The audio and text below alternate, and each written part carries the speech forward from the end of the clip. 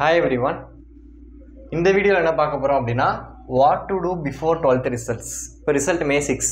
அதுக்கு முன்னாடி நீங்கள் என்னென்ன விஷயங்கள் நீங்கள் இப்போ பண்ண வேண்டியது இதெல்லாம் இப்போ இது கொஞ்சம் ப்ரிகாஷனாக பண்ணி வச்சுக்கலாம். இல்லை ஒரு சில விஷயம் என்ன நீங்கள் தெரிஞ்சு வச்சுக்கணும் ரிசல்ட்டுக்கு முன்னாடி அப்படிங்கிறதான் இந்த வீடியோவில் பார்க்க போகிறோம். ஃபஸ்ட்டு ரொம்ப பேசிக்கான விஷயம், கிரியேட் அண்ட் இமெயில் ஐடி. ஒரு இமெயில் ஐடி உங்களுக்குன்னு கிரியேட் பண்ணி வச்சுக்கோங்க. நீங்கள் எந்த ஒரு கவுன்சிலிங்க்கு அப்ளை பண்ண போகிறீங்கனாலும், ஈவன் டிஎன்ஏவாக இருக்கட்டும், டிஎன்ஏவாக இருக்கட்டும், இல்லை நீங்கள் ஒரு தனியாக ஒரு காலேஜுக்கு அப்ளை பண்ண போகிறீங்க அப்படின்னா கூட இந்த email ID is very very very important. இந்த இமெயில் ஐடி ரொம்ப ரொம்ப முக்கியம்.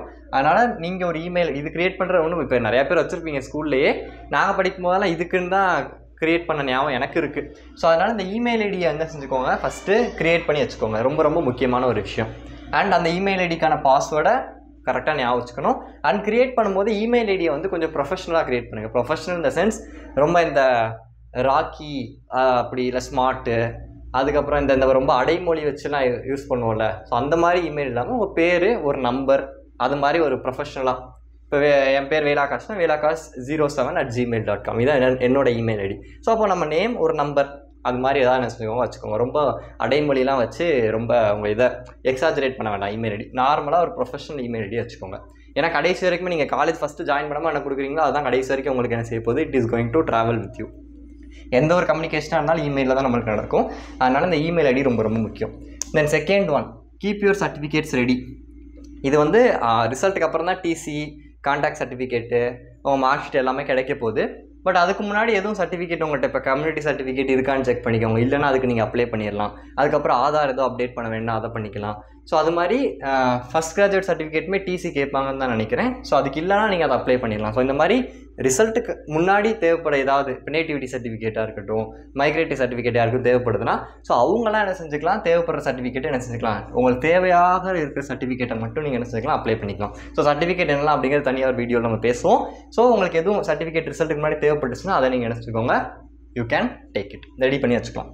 தென் get information regarding colleges and course decision. இதான் ரொம்ப ரொம்ப முக்கியம். இப்போவே ஒரு கோர்ஸ் என்ன நம்ம பண்ண போகிறோங்கிற டிசைட் பண்ணிக்கோங்க. பிகாஸ் ரிசல்ட் வந்ததுக்கப்புறம் இதுக்கு நான் அப்ளை பண்ணுறேன், அதுக்கு அப்ளை பண்ணுறேன், ரேண்டமாக அப்ளை பண்ணலாம், தப்பு கிடையாது. பட் ஒரு கோர்ஸ் தான் நீங்கள் சூஸ் பண்ணி காலேஜில் படிக்க முடியும். ஸோ அது என்னங்கிறத ஓரளவு ஒரு ஃபைனலைஸ்ட் ஐடியா வச்சுக்கோங்க. என்ன கோர்ஸ் நம்ம டிசைட் பண்ண போகிறோம், கம்ப்யூட்டர் சயின்ஸ் தானா, சரி கம்ப்யூட்டர் சயின்ஸ் இப்போ டாப் காலேஜில் கிடைக்கலன்னா சரி நம்ம அப்போ ஆல்டர்னேட்டிவாக என்ன கோர்ஸ் நம்ம எடுக்கலாம்.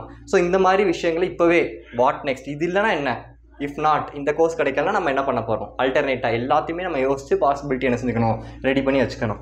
தென் காலேஜஸ்மே ஓகே, இப்போ நீங்கள் கவுன்சிலிங் டிஎன்ஏ தான் போகிறேன்னா அதில் என்னென்ன காலேஜஸ் வேணுங்கிற நீங்கள் லிஸ்ட் ரெடி பண்ணிக்குவீங்க. இல்லை ஒரு ஆர்ட்ஸ் அண்ட் சயின்ஸ் போகிறோம் அப்படின்னா இப்போ ஐஐடி என்ஐடி தான் ஃபஸ்ட் ப்ரிஃபரன்ஸ். பட் ஐஐடி என்ஐடியில் யூஜி டிகிரிலாம் கிடையாது. மேபி ஜேஇ எழுதினவங்க ஐஐடி என்ஐடிஸ் போகலாம். இல்லை சென்ட்ரல் யூனிவர்சிட்டிக்கு தான் நம்மளுக்கு என்ன கேட்குறாங்க, சியூடி, இதுக்கு நீங்கள் அப்ளை பண்ணியிருப்பீங்கன்னு நினைக்கிறேன்.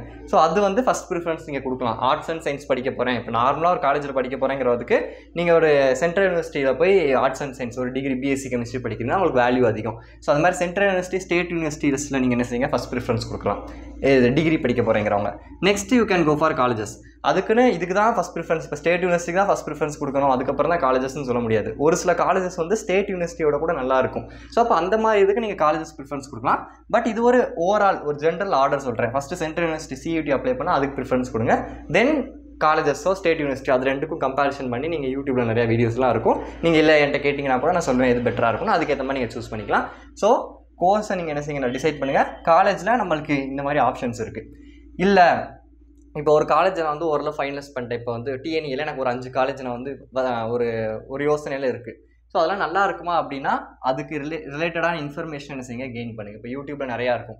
என்ன தான் யூடியூப் சோர்ஸஸோ இல்லை நெட்டை நீங்கள் பார்த்து காலேஜ் இன்ஃபர்மேஷன்ஸ் கேதர் பண்ணாலும் அங்கே படிக்கிறவங்க யாராவது உங்களுக்கு தெரிஞ்சவங்க இருந்தாங்கன்னா அது ரொம்ப ரொம்ப நல்லது. ஏன்னா யூடியூப்பில் சொல்ல முடியாத விஷயங்களும் கூட அங்கே படிக்கிறவங்களாம் என்ன செய்ய முடியும், டேரெக்டாக சொல்ல முடியும். ஸோ அதனால் அங்கே படிக்கிறவங்க யாரும் இருந்தால் இன்னுமே கொஞ்சம் உங்களுக்கு நல்லது. அங்கே டீட்டெயில்ஸ் என்ன செஞ்சுக்கோங்க, ரெடி பண்ணி வச்சுக்கோங்க. இதெல்லாம் காலேஜ் ரிசல்ட் வந்ததுக்கப்புறம் இது பண்ணிக்குவேன் அப்படின்னா வாங்கிக்கலாம். பட் அதுக்கு முன்னாடி இப்போ நம்ம சும்மா இருக்கும்போது என்ன செஞ்சுக்கலாம், இந்த மாதிரி இன்ஃபர்மேஷனை கேதர் பண்ணி வச்சிடலாம். ஒரு சில காலேஜஸில் சீக்கிரம் இந்த ஆர்ட்ஸ் காலேஜ்லாம் அட்மிஷன் க்ளோஸ் ஆயிரும். அப்போ போய் உட்காந்து நம்ம காலேஜ் விசாரிச்சுட்டு இருக்க முடியாது. இப்போயே விசாரித்து வச்சுக்கணும், சரியா? தென் சில பேர் மேனேஜ்மெண்ட் கோட்டாக்கு இப்போவே போகிறதுக்கு யோசிப்பீங்க. But my suggestion, you can wait till result வர வரைக்கும் வெயிட் பண்ணலாம். மேபி ரொம்ப கான்ஃபிடன்ஸ் இல்லைன்னு ஃபீல் பண்ணுறவங்க இப்போயே அது போவாங்க. அது டிபெண்ட்ஸ் ஆன் யுவர்ஸ், அது உங்கள் ஃபேமிலியோ அண்ட் உங்களை பொறுத்தளவுக்கு டிசிஷன். பட் ஸ்டில் ஓரளவு கான்ஃபிடென்ட்டாக இருக்கவங்க ரிசல்ட் வர வரைக்கும் வெயிட் பண்ணிவிட்டு மேனேஜ்மெண்ட் போட்டால் என்ன செய்யலாம், நீங்கள் போகணும்னு நினச்சிங்கன்னா போகலாம். Okay, next before and after entrances. அதாவது இப்போ ரிசல்ட்டுக்கு முன்னாடியே என்ட்ரன்ஸ்லாம் முடிஞ்சு ரிசல்ட், அதாவது நம்ம 12th ரிசல்ட் வரதுக்கு முன்னாடியே நீங்கள் ஒரு என்ட்ரன்ஸ் எழுதிட்டீங்க, அதுக்கு ரிசல்ட் வந்துருச்சுன்னா பிரச்சனை இல்லை.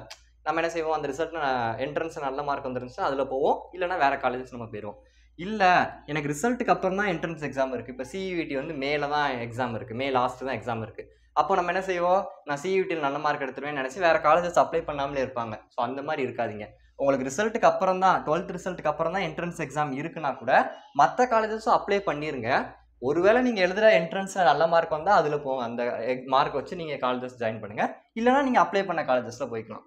ஸோ எதுவுமே காலேஜ் அப்ளை பண்ணாமல் விட்டுறக்கூடாது. நான் என்ட்ரன்ஸ் எக்ஸாமை நம்பி இருக்கேன், என்னால் காலேஜ் அப்ளை பண்ண மாட்டேன்னு சொல்லி இருந்துடக்கூடாது, இந்த தப்பு பண்ணிடக்கூடாது. சரியா, இது ரொம்ப ரொம்ப முக்கியம்.